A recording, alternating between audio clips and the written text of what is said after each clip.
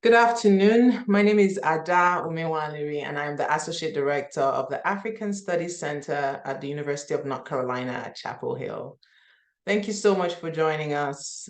This is our third and last series on reimagining electoral democracy in Africa.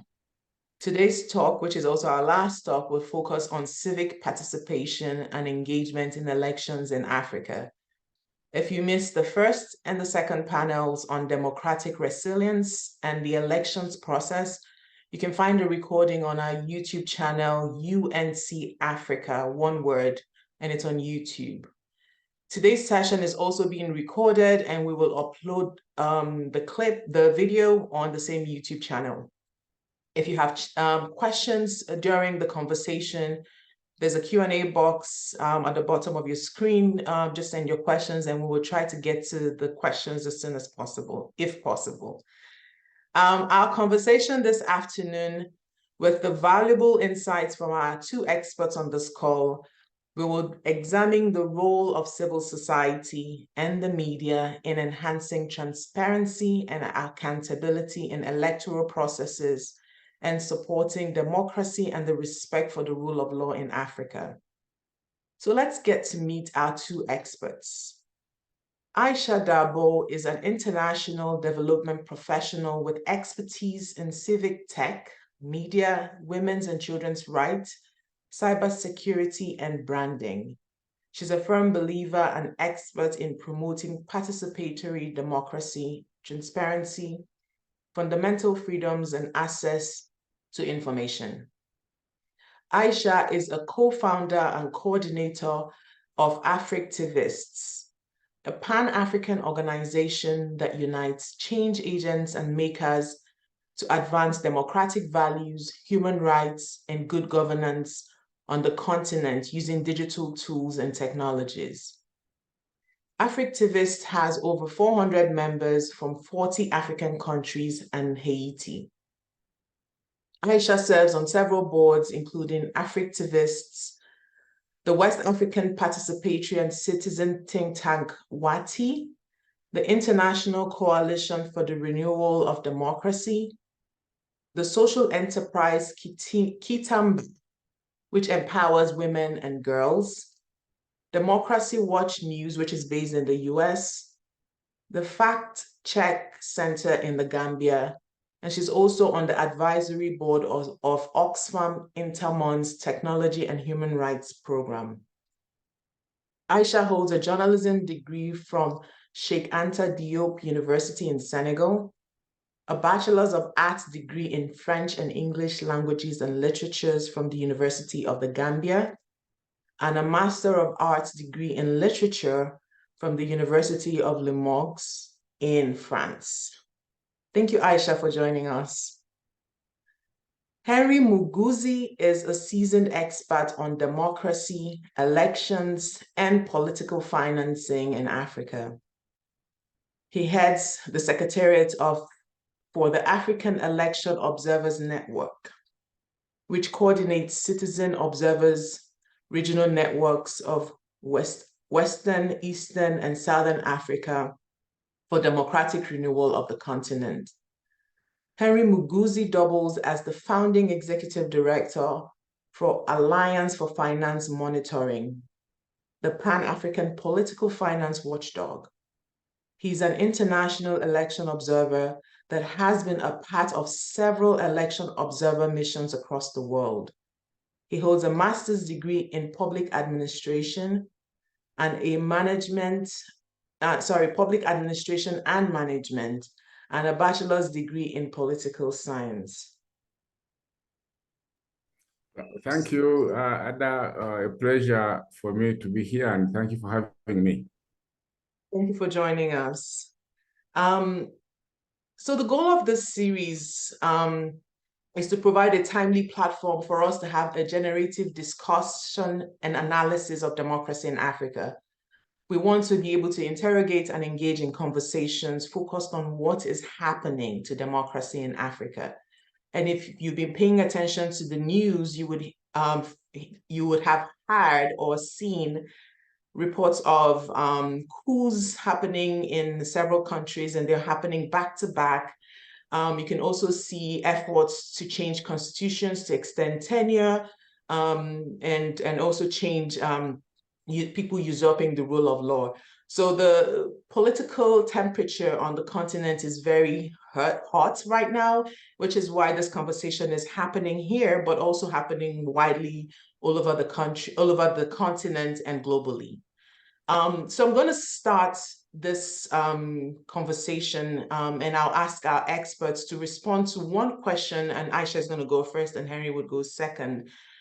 And the question is, considering recent threats to democracy in Africa, what do you consider the fundamental role of civil society organizations and media in promoting transparency and accountability throughout the electoral process and strengthening the rule of law and democracy in Africa?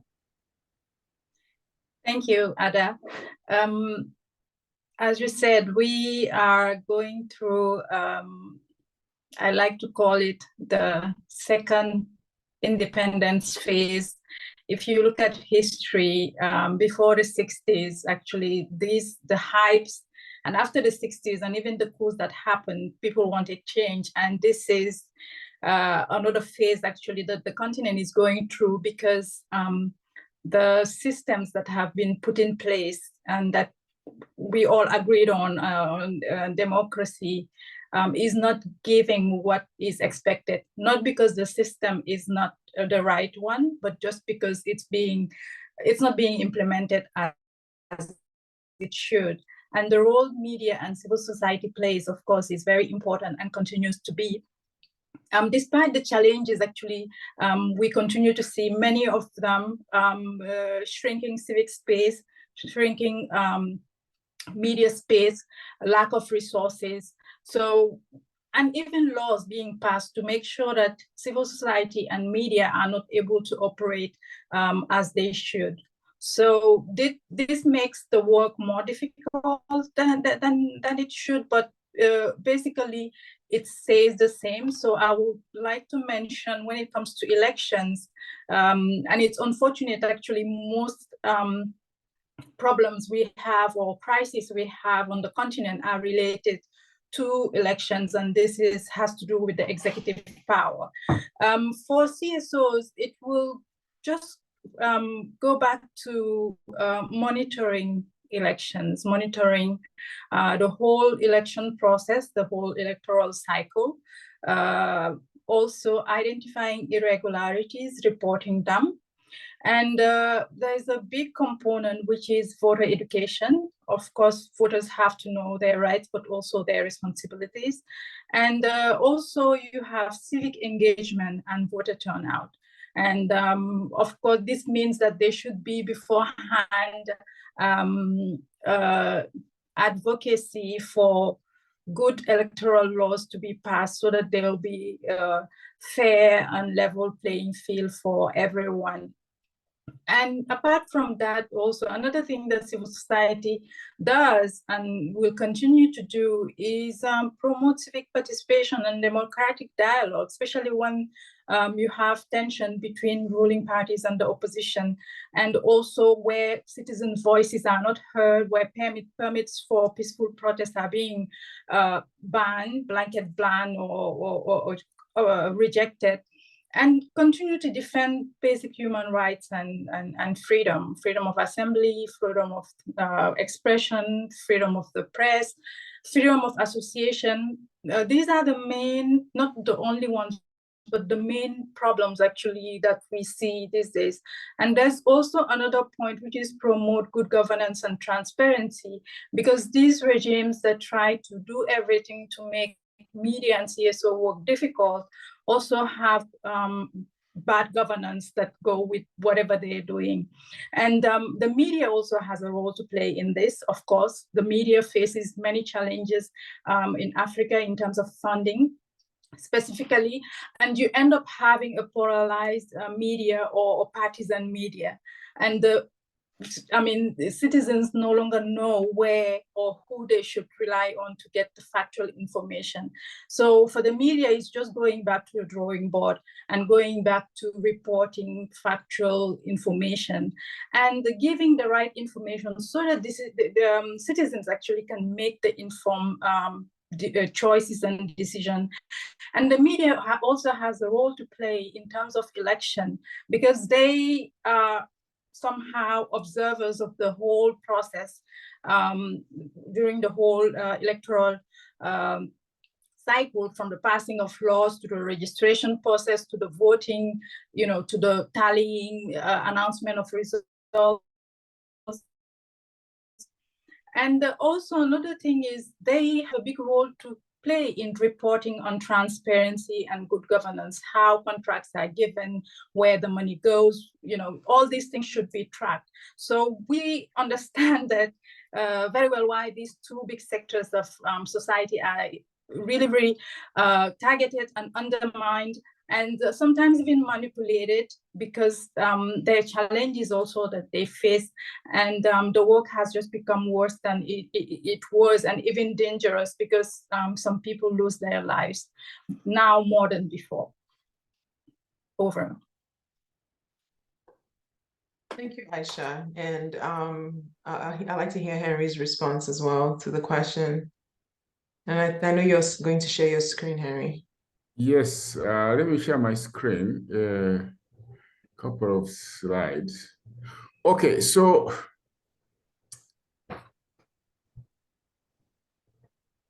yeah, so when it comes to democracy in Africa, colleagues, we are seeing one cannot proceed without reflecting on what we are seeing as an established playbook where incumbent regimes are tinkering with the national constitutions or organizing zombie elections to remain in power.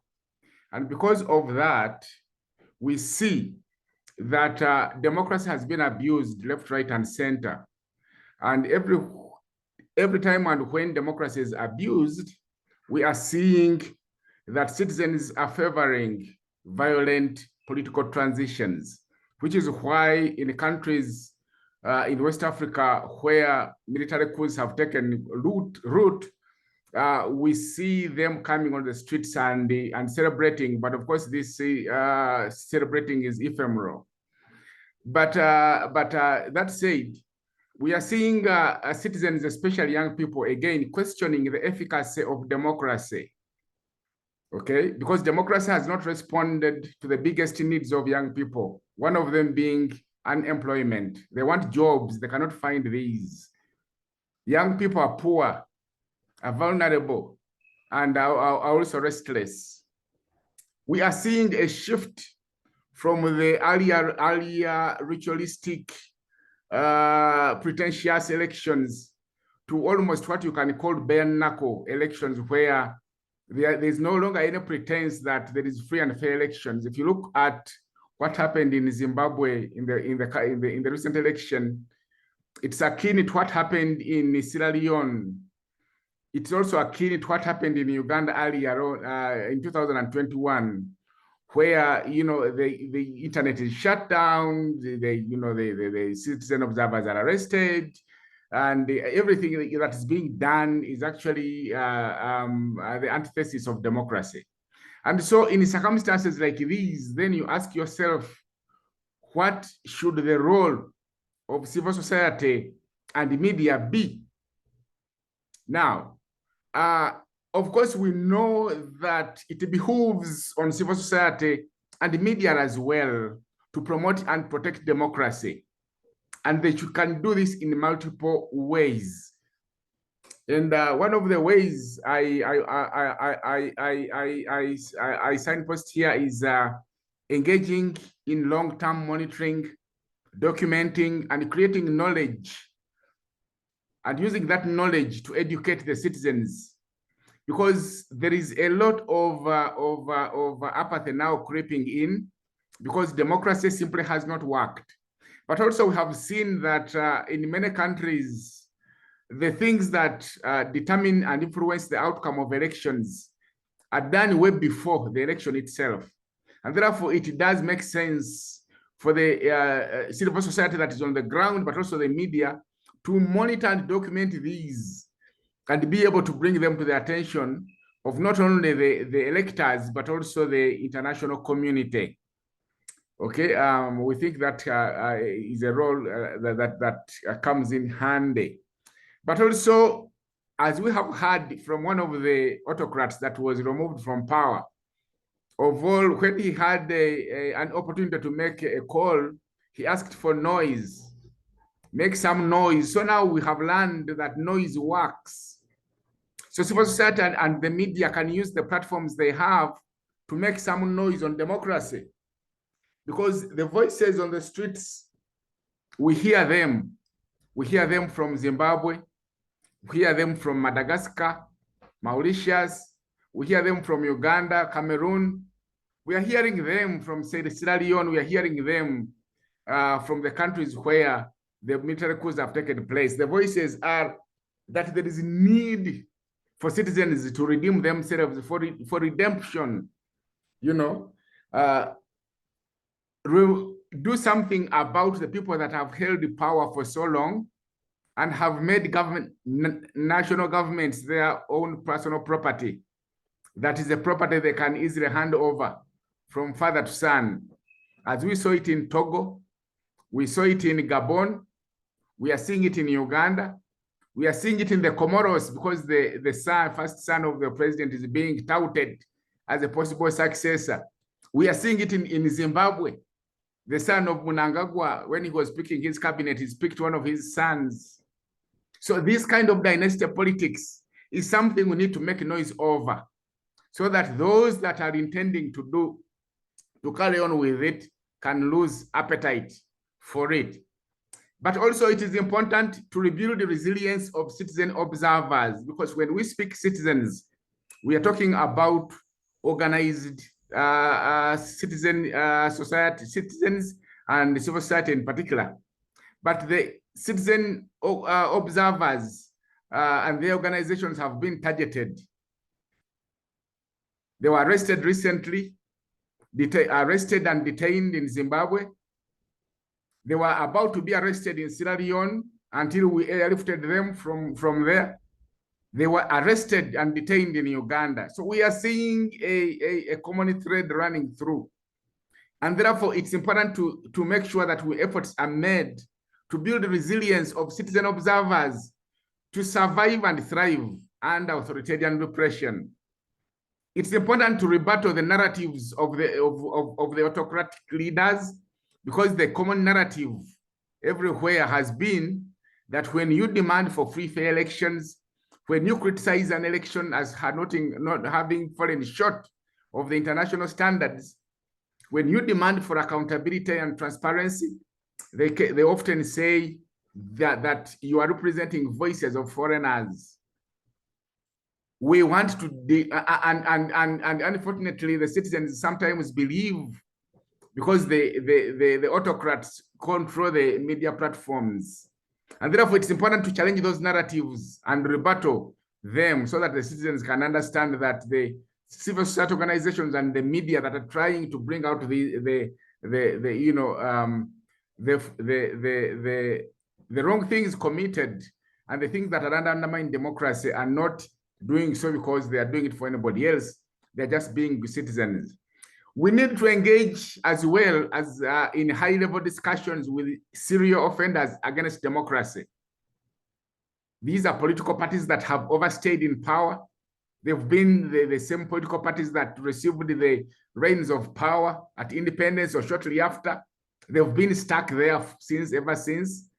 These are leaders that have been in power for the last 40, 30, 35, 40 years. These are political parties, okay, that they work with, but also the people around them.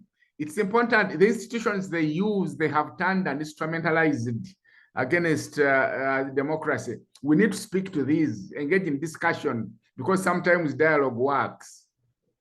And of course, the last one, our recommendation role we can play as civil society organizations and the media is the role of following up on recommendations. In many of our countries, observers, both local and international, come and make recommendations. We have seen very spot-on recommendations that were made by the SADC observation group on Zimbabwe. They called out that election and said it was falling short of the international acceptable standards. You know, we need to be able to follow up on these recommendations. The Commonwealth, the European Union, and many other observers make recommendations and submit them. The thing has always been that nobody follows up on these. And the following, even African Union itself, when it deploys observation missions in its member states, they make recommendations, but they stop there. There is no voice that follows up with the regional economic commissions, whether it is SADC, whether it is East African Community, whether it is ECOWAS, or whether it is ECAS in Central Africa, to follow up on the recommendations they have made. Have they been implemented? The African Union itself, which deploys every time, they deploy and make reports and keep them on the shelves. Civil society and the media should be the ones that get in there and remind the African Union that it is contingent on them to follow up and hold their peers accountable to the recommendations they make. These are some of the quick thoughts I can share, but also the recommendations in terms of how specifically how election campaigns are financed. Too many flows in election campaigns in Africa, and it's mind-boggling where it comes from. You know, we saw it in Nigeria, we saw it in Gambia, we saw it in Sierra Leone, we saw it in Zimbabwe. Of course, in the country where I live, Uganda, it is too much. It's excessive in Kenya. It's not clear where this money comes from, and suspicion is rife that most of this is coming from data sources. So we need to understand the sources of this money, the benefactors of the political parties and candidates. How do they get it back? But also transparency around the transmission of results. We need to understand this. It was an issue in Nigeria recently. How were those results transmitted from the results of the presidential elections transmitted from the polling stations to INEC center? These have to be followed up. The management of voters' rolls. The voters' roll in Zimbabwe was kept secret. The political parties could not access it. What were they hiding? It's the media and civil society to follow up these, make noise around these, and when the autocratizer gets tired of the noise, then they can bring these out and share the information. So I think it's important, and this discussion could not have been come at a more appropriate time. Thank you very much, Ada. Let me stop there for now. Thank you, Henry. Thank you, Aisha.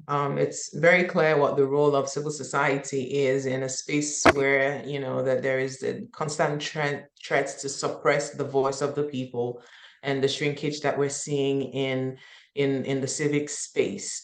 And it's also interesting to see how, despite the efforts to shrink the civic space and silence voices, is that it seems to be counterproductive, because we're seeing the people, not just, you know, civil society, but even just the citizens protesting what's happening across the continent in different forms and at different scales. And I think that protest is what's essentially retaining what we have of some of the democratic systems that we have, and that it's not completely gone broken up at this point. I'm going to take the next question. I'll ask Aisha the next question, but we do have two very interesting questions from Caleb.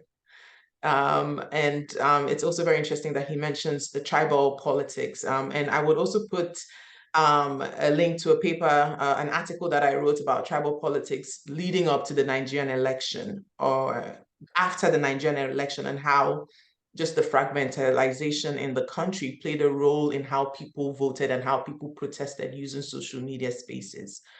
So Aisha, I have a question for you. I think Henry mentioned zombie elections. That's a very good and interesting analogy. All you have to think, just the word zombie and how people, and then the word election, it just tells you what the profile looks like.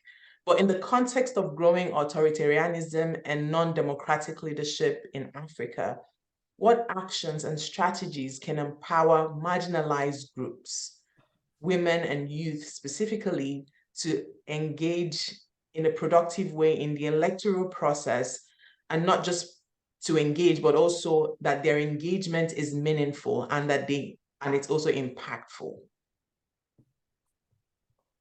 Okay, thank you, Ada, for that question. When it comes to marginalized group, for us as an organization at AfricTivistes, whatever we do, we use technology, and I think technology, be it digital platform or a website that has social media platform or website that has been developed for interaction, should actually facilitate continuous discussion and identification of priorities by marginalized groups, including women. Not only wait for the elections, but maybe 2 years before the elections, because sometimes you need to lobby for certain laws to be passed so that, in some countries you have a number of percentage, for instance, for women in the National Assembly, for disabled people, for young people. So those are things that happen way before the election period. So that's something that needs to be done continuously, and to be able to do that and be as inclusive and inclusive as possible, and represent different opinions from different sectors of a given country. Continuous discussion needs to happen so that the priorities are identified. And apart from that, beyond that, actually, there is, even before advocating for that, there is need for basic education on understanding what's a democracy and how it works. Sometimes we tend to jump and just go to the issues, expecting that these groups might have an understanding of a clear understanding. They would have an understanding, but sometimes it might have loopholes. So it's always important to remind people where they stand in the whole democratic process and where those elections stand in the whole democratic process. And to remind people also that actually governance doesn't stop. Your role as a citizen doesn't stop just during the electoral cycle. It goes beyond that, because you have to ask for accountability. And that's what, as an organization, we advocate for participatory democracy, so that citizens are more involved on what's being done on their behalf. And there's need also for relationship building. You already have civil society organization, you have the media, but you have marginalized groups. So if there's a relationship where marginalized and minority groups issues are put on the forefront and reported on, there will be a better understanding on that, and maybe during electoral debates, ask candidates actually what they have to say regarding that. And I will come back to work, because it's very difficult for me personally now these days when I talk and on governance issues and I look at government. I'm just frustrated because they're not doing much, but still they have a big role to play to make sure that all sectors of societies are represented.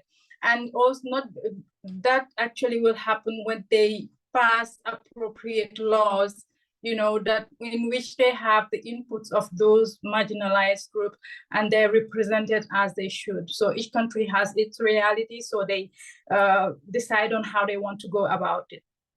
Another responsibility for the government is to provide the resources actually for these people to be represented, because democracy is governing by the majority. It doesn't mean that the minority should be excluded either.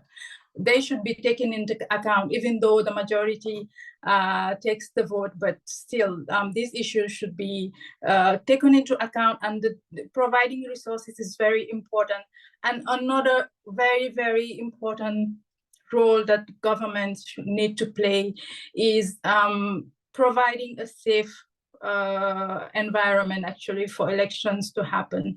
And that happens 1 or 2 years before. It starts 1 or 2 years before the elections, and not stop instrumentalizing actually institutions, state institutions, you know, when they become party sections, and be it the security forces or the police forces, or be it the Constitutional Council or the Supreme Court, or the legislative body, where they're just doing whatever the executive wants. Earlier I mentioned the media, but the media actually, I'll emphasize on that, they have a huge role to play. If we see today there's all this confusion online when it comes to fake news, you no longer know what is right, what is fake. I think because of course, information has been liberalized with social media platforms. But on the other hand, also, it's the difficulties that the media sector is facing that has contributed to this situation, because when as a media house or media organization, you are not reporting factually or you are not unbiased, then you lose the trust of the people that should listen to you. Then even when you report the truth, people are questioning, this must be fake news, as Donald Trump would say.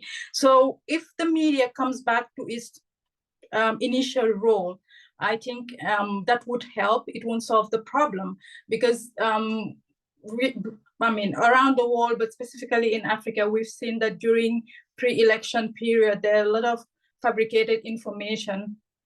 Mostly, it's part of the PR work of international firms that work with African politicians. And a lot of fake news is put out there. It's difficult for sometimes to actually counter that narrative. But if there is digital literacy and media literacy, those are important. And media and civil society actually have to work together to be able to address those issues, but at the same time putting at the forefront the issues faced by marginalized group and women as a whole. And also, when I talk about women, I think media is central actually in changing people's perspective on women issue, because in a number of countries, majority of people are women, majority of voters are women. So instead of continuing to just voting people in positions, there's work that needs to be done by these groups and civil society organizations for women also to move from electing to being elected in these positions. Over. Thank you, Aisha. There's, you know, your submissions, you know, points to the need for like increased collaboration amongst like different stakeholders in the political process. A very important role of media and civil society in getting the word out there, in, you know, like the right messaging and to the right audience. And then the importance of technology and the digital space. You know, majority of the people on social media, young people. Another significant demographic in terms of like usage of social media spaces are women. So how it's interesting to see how the international development efforts around promoting democracy and inclusivity would begin to see how they can become innovative and hopefully partner with tech companies and tech platforms to support the promotion of democracy and the right messaging and reduction of misinformation and disinformation. There's still a lot of work to be done, and it's, you know, just thinking about it can also be overwhelming when you look at the digital divide as well in Africa. So I have a question for Harry. I wanted to give you a few minutes to catch your breath. I was supposed to ask you back-to-back question, but I kind of switched things up a little bit. The question I have is specifically, I would like for you to speak on how civil society and the media can play a role in how you get voters educated, but also mobilized. And, we're also seeing an increasing trend for domestic election observers. In the past, there was a lot of international observers, but now we're seeing with partners like NDI, NED, is a lot of promotion and support for local election observers in the countries that have elections. I want you to speak specifically on how civil society and media can support voter mobilization and education and election monitoring, essentially the whole electoral process, and in societies where political will is lacking as well. Yeah, so thank you. Quite an interesting question that. And for me to answer that, allow me to first share the context in which civil society and the media we are talking about are operating. You will notice that in about 25 countries in Africa, the reign there is what you can easily term as autocracy. So in terms of civil society, the operating space is very narrow, if not closed. So it's now apparent to many of the autocratic regimes in Africa that whereas they can afford and to tolerate and have international observers come around, the most dangerous team of observers are the local observers, because they are documenting, they are monitoring and documenting everything. So they are exposing them naked. And therefore, they have declared as a persona non grata, which is why you saw in Uganda, we were arrested at around 3 p.m. in the afternoon and detained for 3 days. Literally, they confiscated everything. We could not put out a report. The same thing was being done in Sierra Leone. We were clever, but it was done in Zimbabwe. And these leaders of Africa kind of read from the same script. So that is the situation which you're operating. But when it comes to media as well, because of privatization of the media, you will find that most of the media, radio, television stations, but also newspapers are owned either by ministers in cabinets or by cronies of those ministers. So literally, the regime has captured the media. It has also subdued the civil society. And so the operating environment is very difficult. But that said, we have a role to play. One of the questions we are grappling with is, what should we do as civil society members when democratically elected leaders end up being undemocratic? Like we saw it in Cote d'Ivoire, where the democratically elected leaders ends up tinkering with the constitution so that he can run for a third term in office. It was about to happen in Senegal, thanks to the power of the people. But it has happened in many other countries. Most of these regimes that are being removed, they amended, they take out the constitution, removed the term limits. They are literally giving themselves license to be presidents for life. So the role of civil society here is going to be to make sure that citizens are sensitized, and we are going to have to use the media, and therefore there needs to be an alliance. Unfortunately, at the moment, because of the ownership issues of the media, there is a growing disconnect between the media and civil society. I have had challenges sometimes, I've challenged the journalists in many of our countries on why they tend to behave. Sometimes they remove themselves from the picture. So when it comes to fighting autocracy and promoting democracy, they pretend their role is only to report, but they have a citizen role to play. So these are some of the things they can pick up, and they need to link up very seriously. We have another situation where the militaries that have removed regimes are saying, look, we have looked around and we've seen the states are captured. Because of the overstay of regimes in office and individuals in office, they've been targeted by economic interests who have captured the state and state institutions, and nothing is working.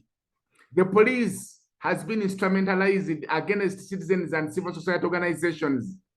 The police has been instrumentalized and used as a tool for not only regime survival, but making sure that the media do not do what they're supposed to be doing. So the journalists are battered and tattered, and therefore, in a way that makes it difficult for them to do the work. Now, in countries where the civil society organizations and other citizens have witnessed the arrest and the detention of civil society election observers, are experiencing a chilling effect on civil society's work against democracy. The point I'm trying to make here is that there is a deliberate effort to weaken the citizen, the local observers, so that even that arm of observation is not there, is removed. And all this is being done so that whatever they do, the fixing of elections, which they do from the start to determine the results from the start, does not get to be exposed, because they need to have a veneer of legitimacy. And so when these things are happening, the roles you have to play, first of all, become battle-hardened. We need to be resilient, okay? But also we need to consistently, encourage citizens to turn up, because in many countries, the voter turnout to, percentages have gone down. And they've gone down because democracy has not worked for Africans. It is not translating into improvements in livelihoods. People are failing to remove regimes that are not delivering. And so you discover that even the electoral management bodies seem to act in a way and manner that demonstrates they are captured. They cannot work and exercise their work. Do their mandate, exercise their mandate independently.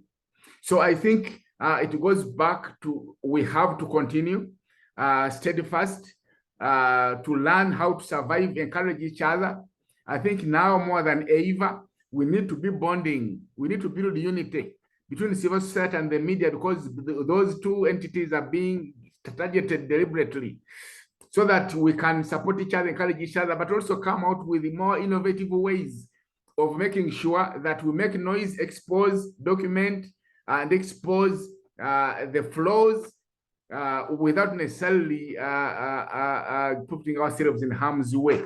But we also need, I think, the other role we have to play is to, initiate dialogue. Sometimes, it helps to consistently dialogue. So we need to be approaching this from different directions. We need to be activists. There is need for activism in terms of making noise. There is need for documenting, but also there's need in engaging them in dialogue to see what is the best way forward for the country. But the situation really is appalling and getting harder and harder because all regimes would want to imprison the media, imprison the civil society actors, and that's not good to live under. Thank you. Thank you, Henry. I will take some questions from our participants. Henry, Caleb Wanga says, how do we build democratic culture? And I'm fielding this question to Aisha. How do we build democratic culture in an environment where media is owned or controlled by politicians, just like Henry had also shared in his submission? Thank you. I think that's where the role of civil society comes in, because what civil society does is somehow complementary to what media does, because there's some civil society organization that work on media, and that's why it's important actually to, I was talking earlier about media literacy and digital literacy. So the role of civil society in a situation where the media is controlled by politicians is to be focusing on media literacy programs. And apart from that, actually, another thing is providing I was talking earlier about how democracy works. Citizens, I think, in some countries have pulled out civic education programs from school, or when they have civic education programs, they're not really serving the purpose it should. But bringing back civil education program in the curriculum, or doing having civic education programs from civil society provided through the media, that's not owned by politicians, actually will help raise awareness of the citizens and will help them make informed choices. So in a situation where there's a country, I think in DRC, there are many media that are owned by politicians, and it's very difficult to decipher when they're reporting, if it's factual, or if it's non-partisan rather than factual. So having a citizen that's aware of what democracy is, that has the basics of media literacy, can contribute to, preserving, I think, citizens being manipulated by such information coming up from those media. Thank you, Aisha. Henry, I would also ask you a question by Caleb as well. He says Zimbabwe is touted as one of the most literate societies in Africa, yet politics is deeply tribal. And this is a sentiment that I also share, not just with Zimbabwe, but I find to be the case in Africa. Africa in general, does it mean that education being offered changes very little in the mindset of Africans? No, I think what's happening here is that the men and women who want to overstay in power have learned one thing, that it's important for you to keep in place a divided society. So they are actually not only funding, but propagating these things and investing in efforts to make sure that they divide people around ethnic lines, around religious lines, around. So, which is why in Zimbabwe, for example, you get to see that ZANU-PF is investing quite a substantive amount of money in bribing traditional leaders to keep them on side. So this is intended to divide them.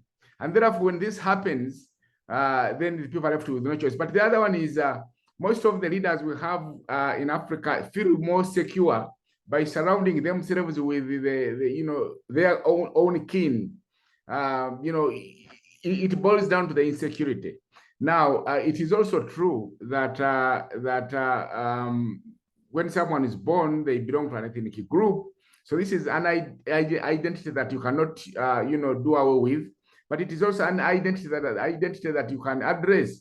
I know of countries such as Tanzania where that does not happen. I know that in Uganda, for example, where I live, before I think until about 20 years ago, the issue of ethnic groupings did not matter.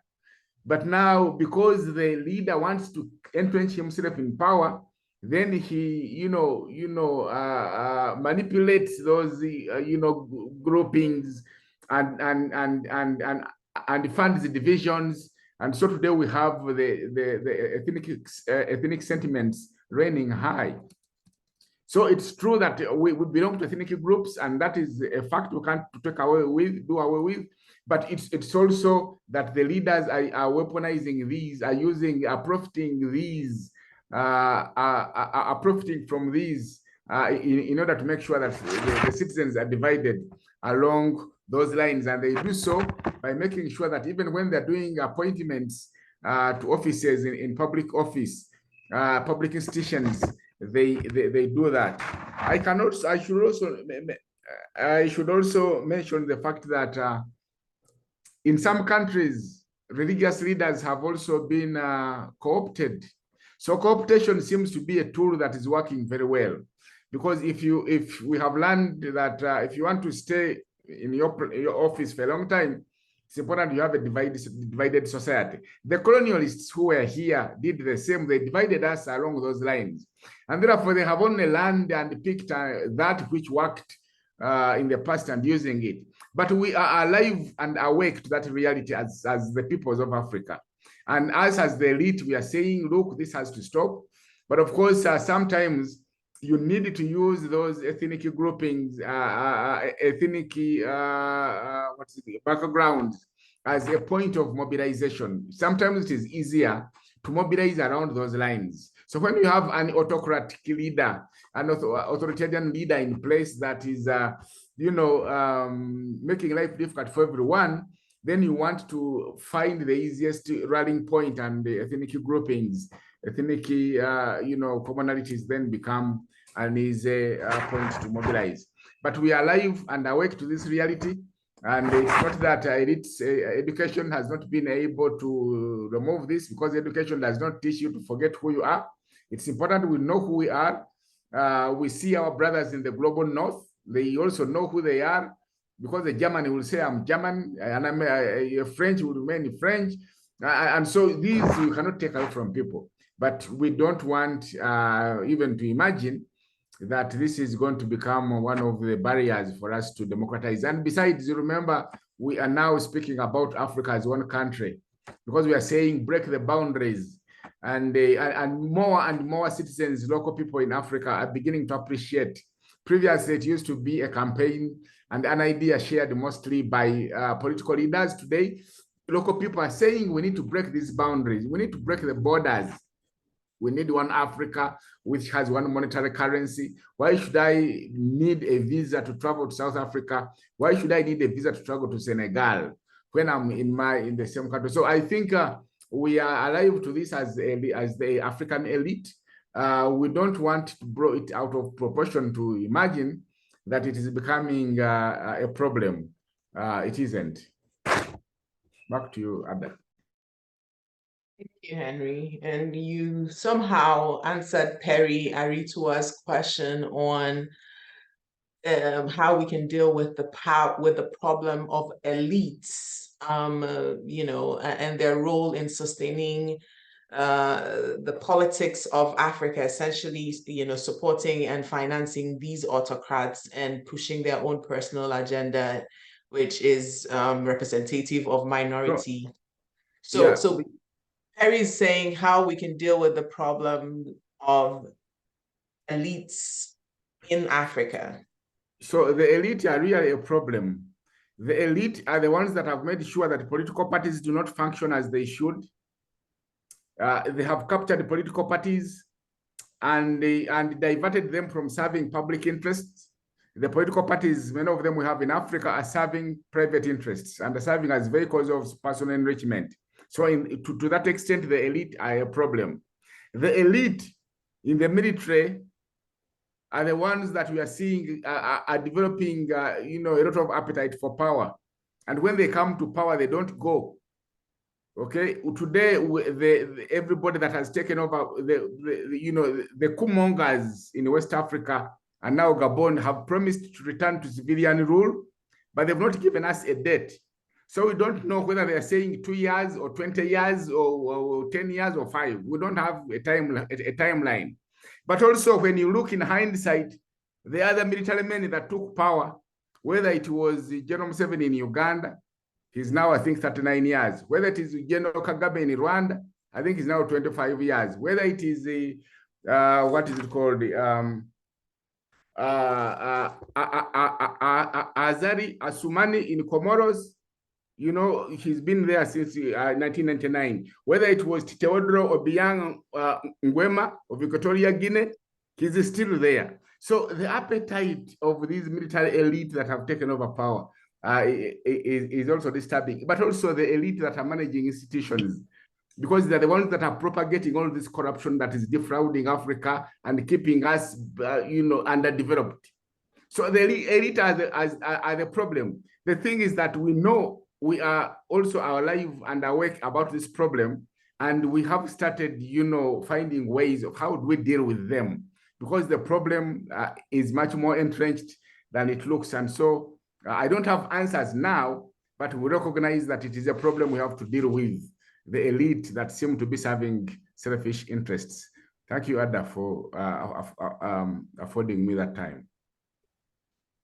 Thank you, very insightful. Aisha, did you want to say something to add, or? Yes, that's why I'll come back to the citizen, and that's why AfricTivistes as an organization is focusing on the citizen, making sure that they have the information, making sure that they know how the system works, because we have a program with local governments, and it's basically digitalization and building enhancing transparency and accountability, and building a relationship between local civil society organization and municipalities. And what we've noticed is, of course, their access to information and the laws in these countries actually allow for that relationship between citizens and local government to happen, for them to have town halls and have discussions. And once the citizen understood better, on the one hand, where the money of the duties they're paying to the municipality go, they are more inclined to pay the duties and the taxes. But because they know that actually this is where my money is going, and they ask for accountability on the parts of the mayors. And where are you investing the money? Why do you want to invest it there? How am I going to make sure that actually the money is, because they have to come back and report. So once the citizen better understands how the system is working, what is or are your responsibilities and what are your rights, then you'll be able also to, demand accountability and no longer rely just on the elite, because you don't necessarily need to be able to be literate in French, English, or Portuguese to be able to communicate. There are civil society organizations who are doing sound bites on local languages, actually, to explain how does a local government work, what's the process, etc. And if that was to be taken at national level, for instance, this is how presidential election work, this is why it's important, this is what's the role of the National Assembly. These are the legislative bodies are mostly the most disappointing ones, because they're supposed to represent citizens, but when they go there, some of them don't even know what they're supposed to be doing there. They're there just because of the political party. But if there's a better understanding from the citizens' perspective, I am not saying it will solve all problems, but it will contribute to the solution. And the fact that all these problems, neocolonialism and just name it, that we are in, it's unfortunate that it was created partly by the so-called elite. And we are all guilty, because I'm laughing, but it's very sad when you face, it's just frustrating, the situation we're living right now on the continent, and you don't even know, how are we going to get out of this mess? I'm sorry, it's just too much. It's a very complex situation. Like, we can have all the conversations and all the scholarly interrogations and research, and if it seems like our hands are also like tied, because if there isn't a political will to change and create an environment that allows others to thrive, then it seems like you're just in this whole, we're in a rabbit hole. Like, civil society can do what it can, media can do what it wants to do, but the institution is the backbone of the society. And if the leadership isn't willing to create the space for people's voices to be heard and for people to be able to hold their leaders accountable, then it can look really gloom. And I think that despite the gloom, this is the place where the voices, like Henry's saying, keep making noise, just keep making noise. Like recently, and this is totally unrelated, there's a whole a musician who died in Nigeria recently, and then there's a lot of activism around his, a lot of protest and vocalization around the what surrounded his passing, and it raised questions on how the music industry is regulated, and it's totally just changed, because of that voice. And the voice of the people, the government got involved, and there's some investigation happening now. And what you would see is some kind of a reform eventually on how artists are signed and how they're making sure that they're protected and they're not just, used and manipulated. I'm going to pose two questions, coming back to the conversation on hand. Two questions from our participants. I would read them out. We have a school joining us from Oregon. We have two classes here, but one is a school, an international school of 12th graders. And the question is from Elizabeth. She says, Henry mentioned earlier that there is a need to follow up on the recommendations by organizations like the ECOWAS. They want to know what are examples of these recommendations and who should be taking action on these recommendations. But before you respond, I also want to follow that question up with Joseph Jordan's question, essentially on the illiberal forces and their influences. And he specifically mentions Russia and other external world powers. And his question is, how can we hope or expect African political futures to be guided by their domestic needs and demands? So these are two questions. The role of regional bodies like ECOWAS, their recommendation, how valid is even their recommendation? And what are these recommendations, and who should be implementing these recommendations? So that's one part. And then the second question is on militarization of foreign policies. And he specifically mentions the West, Russia, and other external world powers, and how Africa's political future can be guided and directed by Africans. So I'll pose that question to both of you, and I want to get your reactions to both questions. Maybe we can start with Henry and then Aisha. Yeah, thank you very much. So when there is an election in Africa, the relevant regional economic community, if it's West Africa, then ECOWAS. If it is Southern Africa, then it is a SADC. If it's East Africa, then it is ESC. So they would deploy an election observation mission to a member country. So when they reach there, they make recommendations, and some of these recommendations are as follows. They recommend the process. First of all, they recommend they have recommendations about how the voters' role was developed, managed, displayed. They talk about the process of the general organizing the elections. They talk about issues to do with the role of the media in elections. Was media balanced? Okay. They talk about issues to do with how election campaigns were financed, the laws. What do the laws say?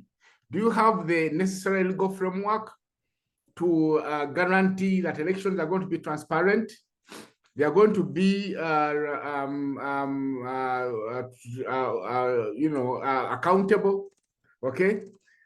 Do you have necessary legislation that requires the candidates and political parties to declare sources of their campaign funds? How was the results management process? Okay. Were polling stations opened on time? Did the polling stations guarantee confidentiality of the ballot? Were they easily accessible by all groups of people? How about counting of results? So they make a whole litany of recommendations, because elections in Africa are anything but perfect. And so there are always many things. But you will find, and we have been reviewing these recommendations, The recommendations they've been making over the last 20 years are the same. The same things they have recommended should be improved upon and not improved upon. So you can actually sit somewhere as an election observation mission in Africa and write an election observation report, because you can anticipate the things you are going to find. So there is a lack of commitment, but also political will on the member states to implement these recommendations. But what is more concerning is that even the regional economic communities themselves, once they make these reports, they do not come back to the member states to find out whether those recommendations were in effect implemented. And this, the same applies to the African Union. So there are issues there. It therefore goes back, like Aisha says, now to the citizen, because if we, until now, there has not been enough pressure from the citizens to bear onto the, the power maker, the people in positions in those regional economic communities to do something. And sometimes, you are tempted to think that they don't want to make life difficult for their own colleagues, because they act as if they have a club. And so they come to these things. They do something you can call a ritual. So election observations in Africa are ritualistic. They just do these for the sake of doing them and being seen to be doing them without doing anything about them. And so this is an issue in Africa. Now, on the question of foreign powers, you will understand that many of the African regimes, especially those that have been in power for a long time, they have either been former revolutionary movements, as you see ANC in South Africa, or ZANU-PF in Zimbabwe, or Chama cha Mapinduzi in Tanzania, or National Resistance Movement in Uganda, or Rwanda Patriotic Movement in Rwanda. Or, all of these have been, because they have been as such, they came to power through the military. They have tended to, to gravitate more towards Russia, because Russia assures them of military. It's as if to imagine that there is some external force that is going to come from outside there to grab the power from them, and therefore they have to fortify. So that is happening. But also, the other thing that is happening is that, they need money to survive. So many of these revolutionary movements, and which takes us back to the elite factor, they went to participate in these revolutionary movements, not necessarily to liberate the countries, but to enrich themselves, to get something for themselves, to acquire political position. And when they acquire political position, it is not to acquire power for power's sake. It is to acquire power for economic survival and self-enrichment. And therefore, when you are budding buddies with Russia, Russia will not question you about your democracy. So you find comfort in relating with Russia. And that's why they are gravitating more towards Russia, China, North Korea, and so on. It takes us back now to the citizen. We have to, as citizens, because many citizens in Africa have given up, there is high levels of apathy, because politics is not working, the people in power are not serving citizens. But the citizens have to be re-encouraged and remobilized to understand that they need to be resilient and persistent. So these are some of the things we have to do, but there are challenges that we are aware of. There are challenges that many Africans are aware of. There are challenges that are not unique to a particular country. They cut across Africa. And we get concerned when we see our leaders behaving the way they are behaving. No wonder when they go to Europe, sometimes they come back and complain they've not been respected. Recently, when they went to celebrate the Queen's burial, they were put in the same bus, and they came back and were complaining we were put in a bus. And when we go to Russia, we are given, limousines and so on. So these are some of the factors, but also it goes back to power. And so it is not power for power's sake, it is power to enrich themselves. So they need the military to fortify themselves, and many of them have a background of military. And that's why another factor why democracy cannot work, because the background, the foundation of many of these regimes is either military insurgency or revolutionary movement or coup d'etat. You cannot supplant democracy on the background, on the foundation of military and coup d'etat. It's like planting concrete on plastic. It can't work. So those are some of the things that are making democracy difficult to work. We are aware of them as citizens. And that's where it starts for us to do something about it. Let Aisha have her say on that issue, because it's an issue that for us as activists, it is under our skin. Thank you. Thank you, Henry. I mean, you are right about the issue you've raised. I'll start with the question about the militarization, about the future. I am not worried that much. I'll say I'm worried just maybe 40% about the future of Africa, because we have over 60% of the population are young people, and they're very impatient. So I rather am afraid for the leaders actually who will be the incoming actually presidents. We have the honeymoon period with the militaries right now, but let's wait 1, 2 years, 3 years, and they are not delivering. You will really see actually that these young people and citizens mean business. One thing I want to also raise, an example I want to give is in Senegal. There's the opposition leader, he's in prison. He's a young person, worked in the income tax department, never been accused of any corruption. In fact, someone who's very clean. There have been several cases to make sure he ends up in prison, because he came with this idea that we have to change the system. The system is the problem. And anyone who's benefiting from the system actually is making sure that the poor remain poor and the rich continue to be rich. And if you look at the relationship that that political leader has with his supporters, who are majority young people, you will understand that we are no longer in a generation where it's the leader, the political leader, who decides what happens.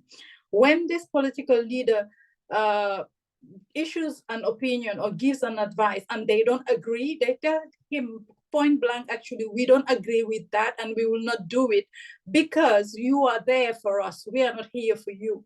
So that's why for me, when it comes to the militarization with Russia, China, Turkey, and all these powers now, apart from the West and India, making Africa their playing ground, it's concerning because the agreements that are being signed now could go for a long time, and it will involve even those who come after. That's a concern for us.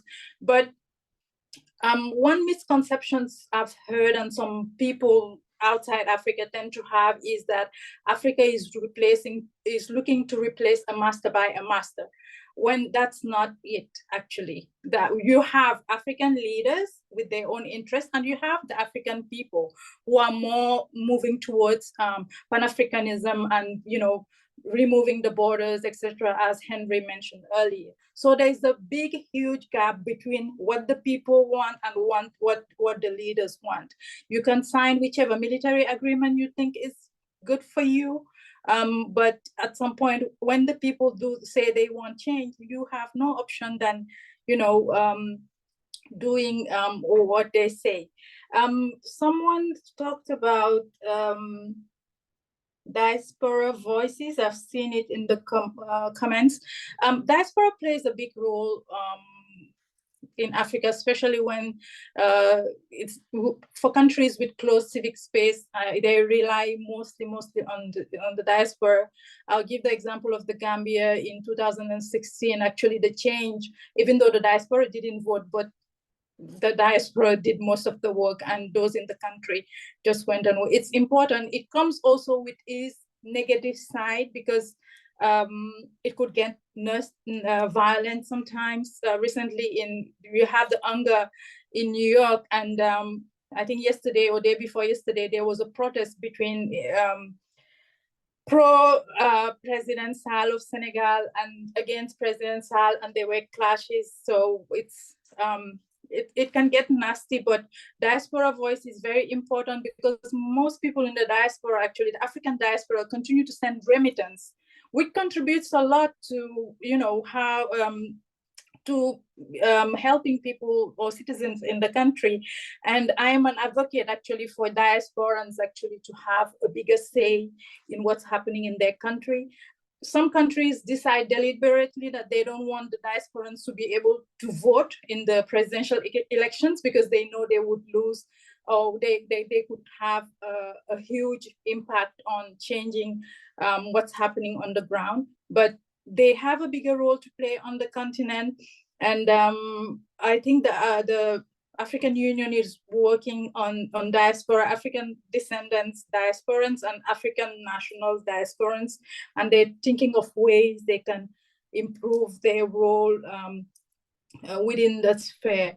So talking about the continent, definitely the only hope I have right now is the fact that the young people are very impatient, and they don't have time for, like, they're not I just got out of the youth group, so I still consider my generation as being very calm and understanding, but the generation after us is not at all, and they want results and they want them now. So that's going to happen with these military leaders that we have on the continent now. And it's also because of desperation, thinking that a president has to die, or there should be a military coup that will solve or give an opportunity to change. It's very unfortunate that we've come to that, but these, they need to deliver. They need to deliver. Over. Aisha, thanks for touching on the diaspora question. We have one last question, and I'll maybe pose it to Henry, and if you want to weigh in afterwards, Aisha, feel free to. It's a question on the outcomes of civic engagement efforts in rural and urban areas in Africa. And it's from Vicky Rovine. She's asking if civic organizing is easier in one setting or the other. And she's like, if you can generalize on the differences, what are the causes of these distinctions?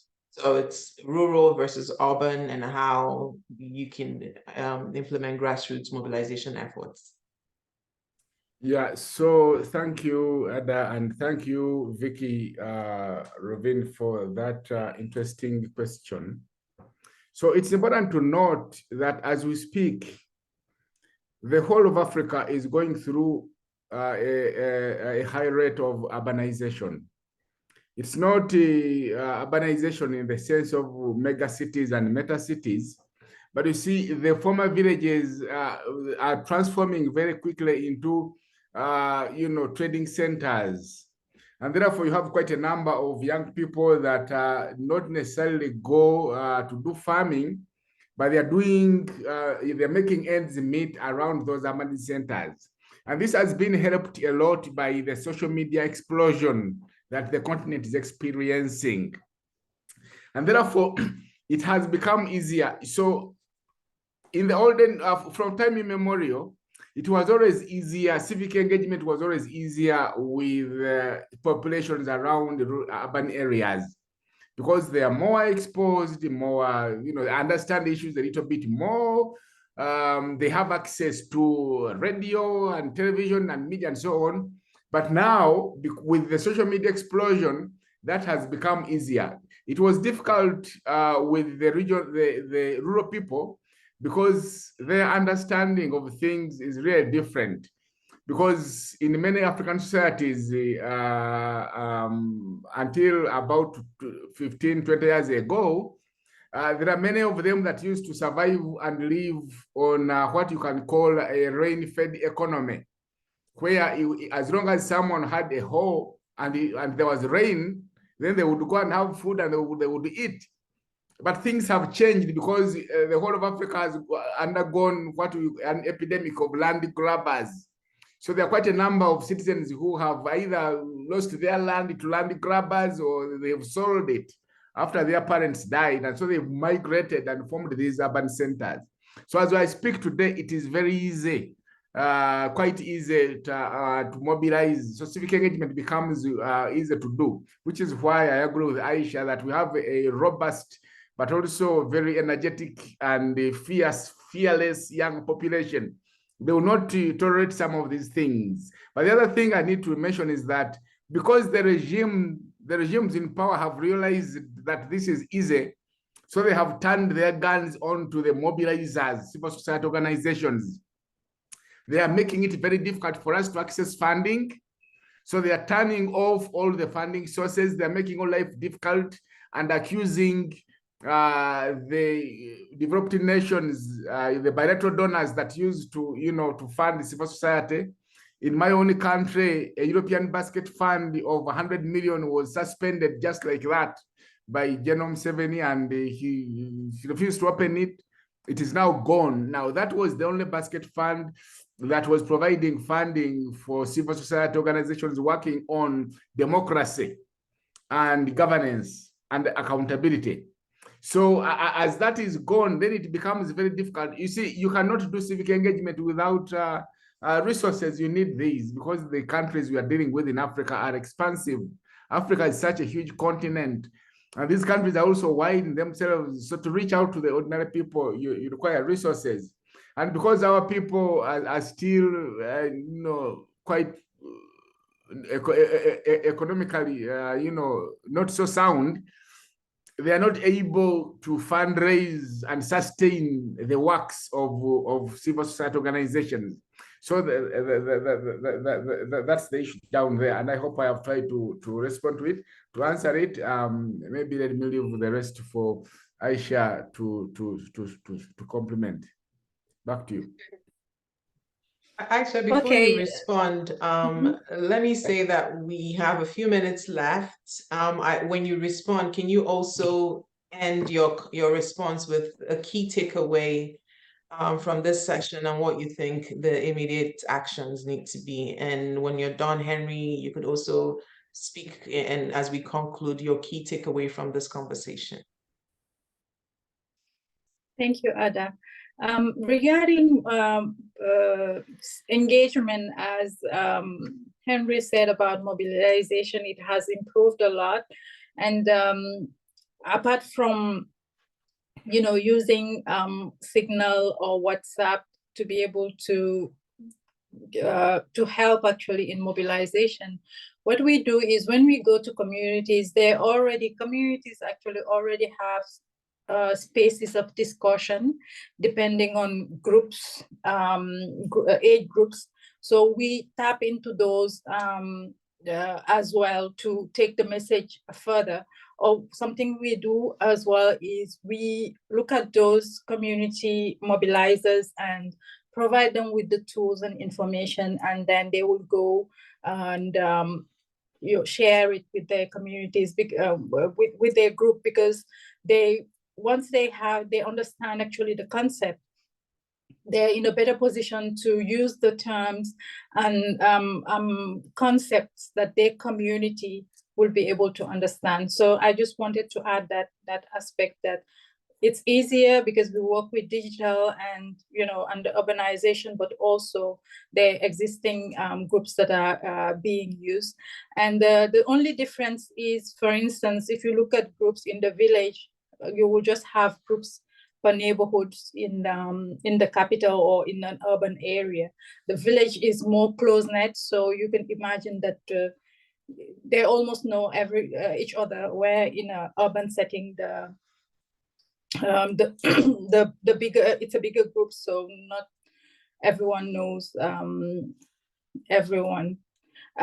Regarding my key takeaway, actually what I wanted to emphasize on is the fact that given what's happening on the continent, it doesn't mean that democracy is not a system that doesn't work for us. It's not that. How democracy is implemented currently on the continent is the problem, because it's not providing employment. It's not, there's no equal distribution of resources. Power is concentrated on one level, especially the executives. There is no check and balance.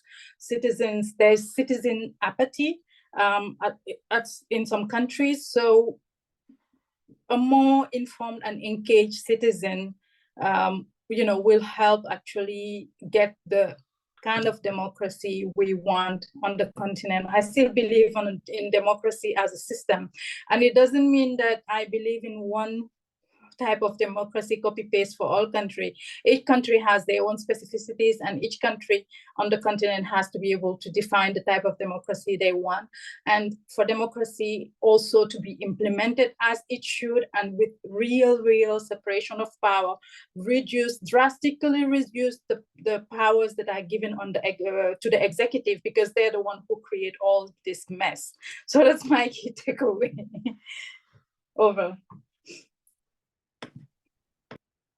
Yeah, thank you very much. I want to conclude by saying that whilst the last 15 years have witnessed a number of disputed elections in Africa, the African citizens still believe that democracy is the best system of governance going forward. And therefore, it's important. The issue now is to deal with the people occupying those institutions and make sure they are replaced. Now, because of the disputed elections, there's been a legitimacy crisis of the regimes that have been, sworn in to take over power after elections. And this legitimacy crisis is also impacting the economy, because we are seeing a number of private investors, thinking twice about investing, and some of them have pulled out their capital. So I think these are things that are likely to come back and haunt the autocratizers, because the young people, and Africa is home to the biggest population. You also know that, going by statistics, by 2050, Africa shall be home to about 27% of the world's population. This population is not going to allow autocratic leaders, and therefore they are in danger. And for us, we are looking at them and just thinking what's wrong with them, because many of them are detached from reality. But we believe in democracy. We will pursue democracy. The people believe in democracy. There's no other system of governance. Autocracy does not kill the economy. The happiness that comes with autocracy is very short-lived, quite ephemeral, and the people know about this. Democracy is the way to go. Back to you, Ada, and thank you very much for hosting me and giving me an opportunity to share my insights on what we are going through in Africa and what we think should be the way forward. Thank you. Thank you. I really appreciate you and Aisha's time. I know that you guys are oversubscribed, busy and traveling, so I appreciate just being able and to think about how to bring this conversation to light with me. So my key takeaway is the reality of reimagining democracy looks very blurry right now. The issues are deep-rooted and complex. So therefore, the solution would also need to be deep and multifaceted, and would require the active participation of all the stakeholders that we've mentioned today in this conversation. So my key takeaway is the important role of the citizens in a system where the institution, the government, is weak or it's failing. And we've also mentioned a particular subset of the citizen, and it's the youth.